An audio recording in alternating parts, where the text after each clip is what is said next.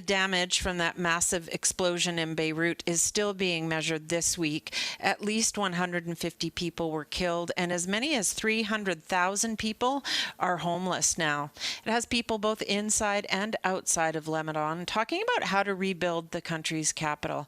For more, we've reached Nader Hashemi. He's an associate professor and director of the Center for Middle East Studies at the University of Denver. Morning. Good morning.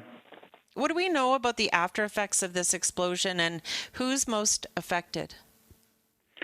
Well, 300,000 people have lost their homes. Over 200 people have been killed.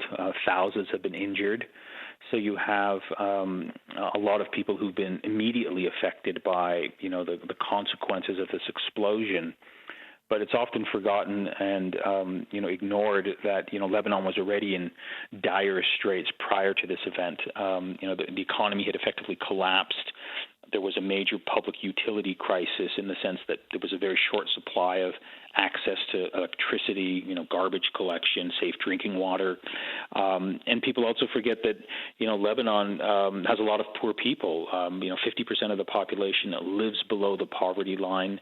A week before the explosion, the NGO Save the Children reported that roughly 1 million people in Lebanon were facing imminent starvation because of the general collapse of the economy. So there's a lot of suffering in Lebanon, huge amounts of suffering in Lebanon prior to this explosion, and this explosion has simply made things infinitely worse. Well, can you tell us about the governance and the politics in Lebanon? Well, that's, I think, really the core of the problem that Lebanon is facing, that there's a crisis of governance. And what I mean by that is that there has been this corrupt, sectarian-based ruling elite that have enriched themselves for a very long time while impoverishing the country in the process. And most observers of Lebanon realize that the country cannot move forward unless there is a fundamental restructuring of the nature of politics, where things move in a much more accountable and democratic direction, and this corrupt sort of mafia ruling class is somehow expunged from the body politic. And that's a tall order because people who have power don't voluntarily relinquish it. But just to give you one example of the nature of the corrupt nature of this ruling class, last October it was revealed that the sitting prime minister at the time, Saad Hariri, who's part of this corrupt ruling class, had wired $16 million to the private bank account of his South African mistress, who's a 21-year-old bikini model, to sort of keep her quiet. And this at the time when half the country, is living in poverty and there's a lot of, economic hardship. So that gives you a sense of, the chasm between the lifestyles of this corrupt ruling class and the reality of people down below. And so what does that mean when countries consider sending help to Lebanon? Well, it means that if you give any, government-to-government aid, it's going to simply entrench the ruling elites and this mafia class.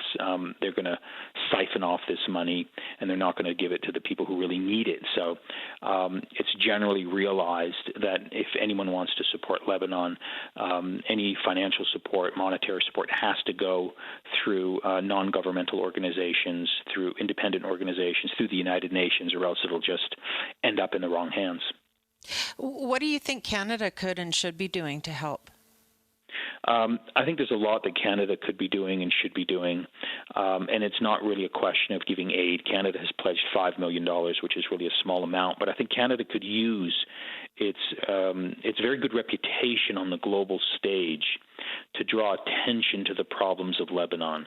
I would love to see Justin Trudeau follow in the footsteps of the French President Emmanuel Macron, go to Beirut, go to downtown Lebanon, meet with the people who've been affected, pledge international support, but also repeat the themes that the French president repeated and that are really at the foundation of the problems facing Lebanon, that international support for Lebanon has to be tied to a restructuring of the nature of politics. So Canada could use its good reputation to mobilize people, to draw attention to the problems of Lebanon. And so I'd love to see Canadian foreign policy move in that direction. What would you say to Canadians about why they should care about how Lebanon fares? Well, I think it's the right thing to do. I think Canada, compared to Lebanon, is a very rich country. I think we have, a lot of Lebanese Canadians who have a direct interest in Lebanon.